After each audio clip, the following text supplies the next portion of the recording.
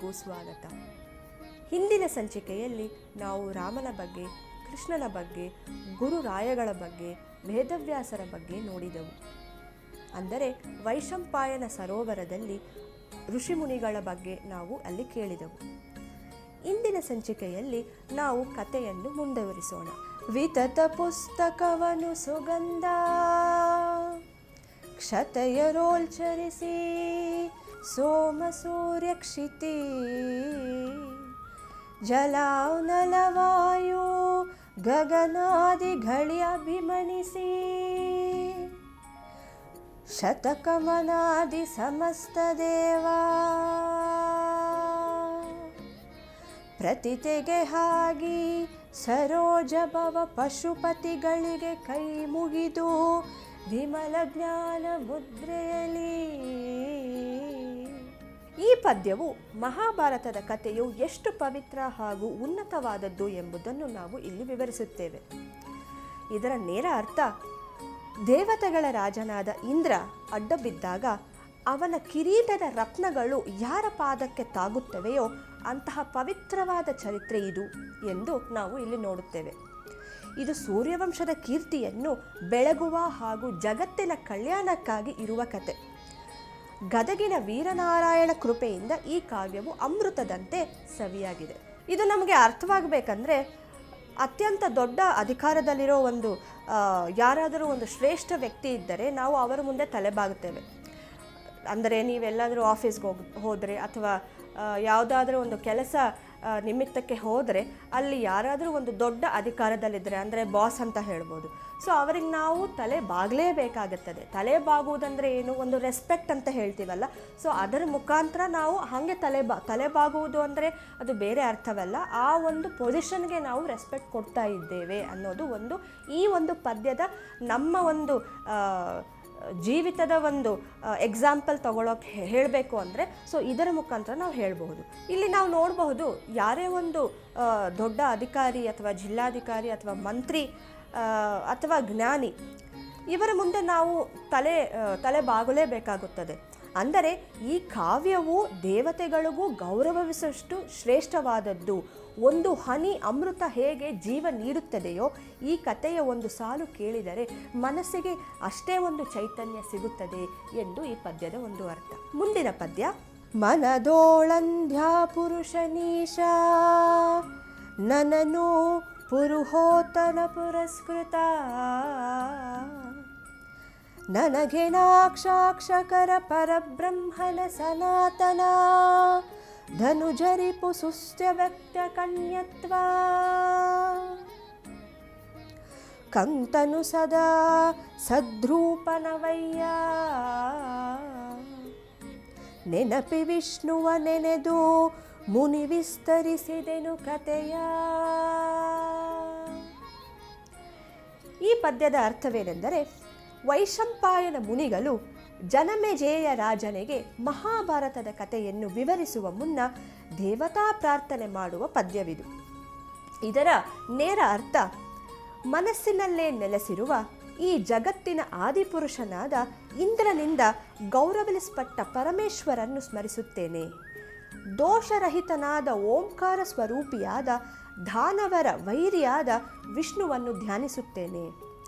ಆತನು ಸತ್ ಮತ್ತು ಅಸತ್, ಸತ್ ಅಂದರೆ ಇರುವುದು, ಅಸತ್ ಇಲ್ಲದಿರುವುದು ಎಂಬ ಎರಡೂ ರೂಪಗಳನ್ನು ಹೊಂದಿರುವರು. ಅಂತಹ ವಿಕಾರವಿಲ್ಲದ ಭಗವಂತನನ್ನು ನೆನೆದು ಮುನಿಗಳು ಕಥೆಯನ್ನು ಪ್ರಾರಂಭಿಸಿದರು. ಇದರ ಅರ್ಥವೇನೆಂದರೆ, ಯಾವುದೇ ಒಂದು ದೊಡ್ಡ ಕೆಲಸವನ್ನು ಮಾಡುವ ಮೊದಲು ನಮ್ಮ ಮನಸ್ಸನ್ನು ಶುದ್ಧವಾಗಿಟ್ಟುಕೊಳ್ಳಬೇಕು, ಆ ಪರಮಾತ್ಮನನ್ನು ನೆನೆಯಬೇಕು. ಭಗವಂತನು ಕೇವಲ ಹೊರಗಿನ ಗುಡಿಯಲ್ಲಿಲ್ಲ, ನಮ್ಮ ಮನಸ್ಸಿನಲ್ಲಿಯೇ ಇದ್ದಾನೆ. ಇದರ ಒಂದು ಜೀವನದ ಉದಾಹರಣೆ ನೋಡಬಹುದು. ಇಲ್ಲಿ ನಾವು ಚಿನ್ನದ ಸರ, ಉಂಗುರ ಅಥವಾ ಏನೇ ಮಾಡಿದರೂ ಅದರ ಮೂಲ ಪದಾರ್ಥ ಚಿನ್ನ. ಹಾಗೆಯೇ ದೇವರು ಈ ಜಗತ್ತಿನಲ್ಲಿ ವಿವಿಧ ರೂಪಗಳಲ್ಲಿ ಇದ್ದರು, ಅಂದರೆ ಸತ್ ಮತ್ತು ಅಸತ್. ಆತನೇ ಎಲ್ಲಕ್ಕೂ ಆಧಾರ. ಒಂದು ಉದಾಹರಣೆ ನೋಡಬಹುದು, ಕಟ್ಟಡದ ಪಾಯ. ಒಂದು ದೊಡ್ಡ ಮಹಲು ಅಥವಾ ಮನೆ ಕಟ್ಟುವಾಗ ನಮಗೆ ಕಾಣಿಸುವುದು ಸುಂದರವಾದ ಗೋಡೆಗಳು ಮಾತ್ರ. ಆದರೆ ಆ ಮನೆಯನ್ನು ಹಿಡಿದಿಟ್ಟುಕೊಂಡಿರುವುದು ಭೂಮಿಯೊಳಗಿರುವ ಪಾಯ. ಭಗವಂತನು ಅಂತಹ ಪಾಯದಂತೆ ನಮ್ಮ ಜೀವನವನ್ನು ಹಿಡಿದಿಟ್ಟುಕೊಂಡಿದ್ದಾನೆ ಎಂದು ಕುಮಾರವ್ಯಾಸರು ತುಂಬ ಅದ್ಭುತವಾಗಿ ಈ ಪದ್ಯದಲ್ಲಿ ವಿವರಿಸಿದ್ದಾರೆ. ಮುಂದಿನ ಪದ್ಯ. ವೇದ ನಾಲ್ಕದ ಅಂಗವಾಹ ಅಷ್ಟಾದಿಶಾದಿ ಪುರಾಣ ಸ್ಮೃತಿಗಳೊಳಾದ ಪೂರ್ವೋತ್ತರದ ಮೀಮಾಂಸದ ಪರಿಕ್ರಮದ ವಾದ ವಿಲಸನ್ಯಾಯವನು ಶಬ್ಬೋದ್ದಿಯಳ ಅಳವಡಿಸಿ ರಚಿಸಿದ ಬಾದರಾಯಣಂಗ್ರಿಯನು ಭಜಿಸಿದನು ಮನದೊಳಗೆ. ಈ ಸಾಲಿನ ಅರ್ಥವೇನೆಂದರೆ, ಪರಶಿವನ ಕೃಪೆಯಿಂದ ವೇದವ್ಯಾಸ ಮಹರ್ಷಿಗಳು 4 ವೇದಗಳನ್ನು ವಿಂಗಡಿಸಿ ಅವುಗಳ ಸಾರವನ್ನೆಲ್ಲ ಒಟ್ಟುಗೂಡಿಸಿ ಈ ಭಾರತ ಎಂಬ ಪವಿತ್ರ ಗ್ರಂಥವನ್ನು ರಚಿಸಿದ್ದಾರೆ. ಇದು ಕೇವಲ ಕಥೆಯಲ್ಲ, 100 ಉಪನಿಷತ್ತುಗಳ ಸಾರ. ಈ ಮಹಾಭಾರತವು ಧರ್ಮ, ಅಧರ್ಮ, ಕಾಮ ಮತ್ತು ಮೋಕ್ಷ ಎಂಬ 4 ಪುರುಷಾರ್ಥಗಳನ್ನು ಜನರಿಗೆ ಅತ್ಯಂತ ಸುಲಭವಾಗಿ ತಿಳಿಸಿಕೊಡುತ್ತದೆ.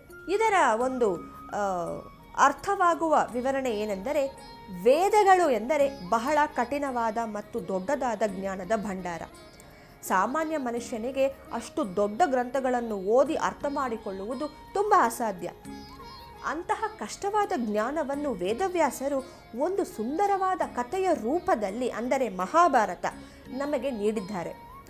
ನಾವು ಆ ಕಥೆಯನ್ನು ಕೇಳಿದರೆ ಸಾಕು, ನಮಗೆ ವೇದಗಳನ್ನು ಓದಿದಷ್ಟೇ ಪುಣ್ಯ ಮತ್ತು ಜ್ಞಾನ ಸಿಗುತ್ತದೆ. ಇಲ್ಲಿ ನಾವು ನೈಜ ಜೀವನದ ಉದಾಹರಣೆಗಳನ್ನು ತೆಗೆದುಕೊಳ್ಳೋಣ.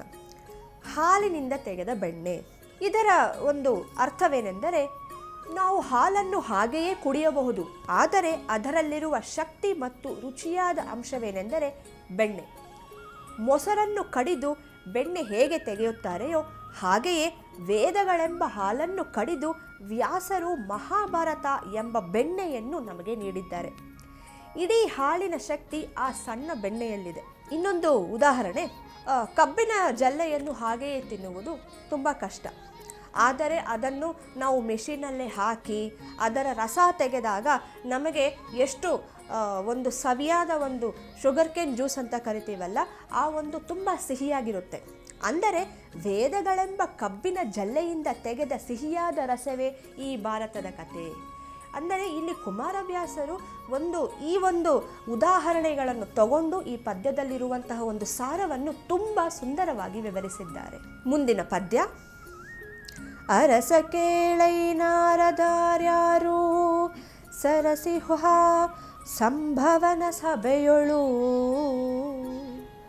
ಸಭೆಯುಳವರ ಮಹಾಭಾರತದ ಕೊಂಡಾಡದಿರು ಭಕ್ತಿಯಲಿವರ ಮಹತ್ವದಿ ಭಾರವತ್ವದಿವರ ಮಹಾಭಾರತವಿದೊಂದೇ ದುರಿತ ದುರ್ಗ ವಿಭೇದಕರ ಬಿರೇಳು ಲೋಕದಲ್ಲಿ. ಈ ಪದ್ಯದ ನೇರ ಅರ್ಥ, ಎಲೆ ಜನಮಜೇಯ ಮಹಾರಾಜನೇ ಕೇಳು, ಒಮ್ಮೆ ನಾರದ ಮಹರ್ಷಿಗಳು ಇಂದ್ರಲೋಕದಿಂದ ದ್ವಾರಕೆಗೆ ಬಂದರು. ಅಲ್ಲಿ ರತ್ನ ಖಚಿತವಾದ ಸಿಂಹಾಸನದ ಮೇಲೆ ಕುಳಿತಿದ್ದ ಶ್ರೀಕೃಷ್ಣ ಪರಮಾತ್ಮನನ್ನು ಕಂಡರು. ದೇವತೆಗಳೇ ನಮಸ್ಕರಿಸುವ ಆ ಜಗತ್ ರಕ್ಷಕನನ್ನು ಕಂಡು ನಾರದರು ಭಕ್ತಿಯಿಂದ ಸ್ತುತಿಸಿದರು. ಅಂದರೆ ಇದರಿಂದ ಸಾಮಾನ್ಯರಿಗೆ ಅರ್ಥವಾಗುವಂತಹ ವಿವರಣೆ ಇಲ್ಲಿ ನಾವು ನೋಡೋಣ. ಇಲ್ಲಿಂದ ಮಹಾಭಾರತದ ಕಥೆಯ ಒಂದು ಪ್ರಮುಖ ಘಟ್ಟ ಆರಂಭವಾಗುತ್ತದೆ. ಜಗತ್ತಿನಾದ್ಯಂತ ಸಂಚರಿಸುವ ಜ್ಞಾನಿ ನಾರದರು ಭೂಲೋಕದಲ್ಲಿ ಕೃಷ್ಣನ ದರ್ಶನ ಪಡೆಯಲು ಬರುತ್ತಾರೆ. ಕೃಷ್ಣನು ಸಾಧಾರಣ ಮನುಷ್ಯನಂತೆ ಕಂಡರೂ ಆತನು ಇಡೀ ಬ್ರಹ್ಮಾಂಡನ ಅಧಿಪತಿ ಎಂಬುದನ್ನು ಈ ಪದ್ಯ ನೆನಪಿಸುತ್ತದೆ. ಇಲ್ಲಿ ನಾವು ನೈಜ ಜೀವನದ ಉದಾಹರಣೆಗಳನ್ನು ನೋಡೋಣ. ನಮ್ಮೂರಿಗೆ ಯಾರಾದರೂ ದೊಡ್ಡ ನಾಯಕರು ಅಥವಾ ವ್ಯಕ್ತಿಗಳು, ಮಂತ್ರಿಗಳು ಬಂದಾಗ ನಾವು ಹೇಗೆ ಸಂಭ್ರಮಿಸುತ್ತೇವೋ ಮತ್ತು ಅವರನ್ನು ಹೇಗೆ ಗೌರವಿಸುತ್ತೇವೋ ಹಾಗೆ ಇಲ್ಲಿ ದೈವಿ ಜ್ಞಾನಿಯಾದಂತಹ ನಾರದ ಮಹರ್ಷಿಯರು ಆ ಲೋಕಕ್ಕೆ ಬಂದರೆ ಅಷ್ಟೇ ಇದರಿಂದ ಕೃಷ್ಣ ಭಗವಂತರು ಕೂಡ ಒಂದು ನಾರದನನ್ನು ಕೂಡ ಒಂದು ಗೌರವಿಸುತ್ತಾರೆ. ಈ ಪದ್ಯದಲ್ಲಿ ನಾವು ನೋಡಬಹುದು ನಾರದ ಮಹರ್ಷಿಗೆ ಎಷ್ಟು ಕೃಷ್ಣ ಭಗವಂತರು ಒಂದು ಗೌರವ ಕೊಡುತ್ತಾರೆ. ಇನ್ನೊಂದು ಉದಾಹರಣೆ ನೋಡಬೇಕಂದ್ರೆ, ಹೇಗೆ ಬೆಳಕು ಇದ್ದಲ್ಲಿಗೆ ಜೀವಿಗಳು ಆಕರ್ಷಿತವಾಗುತ್ತೆಯೋ ಹಾಗೆಯೇ ಕೃಷ್ಣನೆಂಬ ಮಹಾನ್ ಚೈತನ್ಯದ ಹತ್ತಿರಕ್ಕೆ ನಾರದ ಬಂದರೂ ಜ್ಞಾನ ಮತ್ತು ಭಕ್ತಿಯನ್ನು ನಾರದ ಹುಡುಕಿಕೊಂಡು ಕೃಷ್ಣನ ಹತ್ತಿರ ಬರುತ್ತಾರೆ. ಅಂದರೆ ಇಲ್ಲಿ ಕೃಷ್ಣ ಮತ್ತು ನಾರದ ಇಬ್ಬರೂ ಒಂದು ದೊಡ್ಡ ಮಹಾನ್ ವ್ಯಕ್ತಿಯರು. ಈ ಥರ ಒಂದು ಸುಂದರವಾಗಿ ವಿವರಣೆ ಕೊಟ್ಟ ಕುಮಾರವ್ಯಾಸರು ನಾವು ಇಲ್ಲಿ ನೆನೆಯುತ್ತಿದ್ದೇವೆ.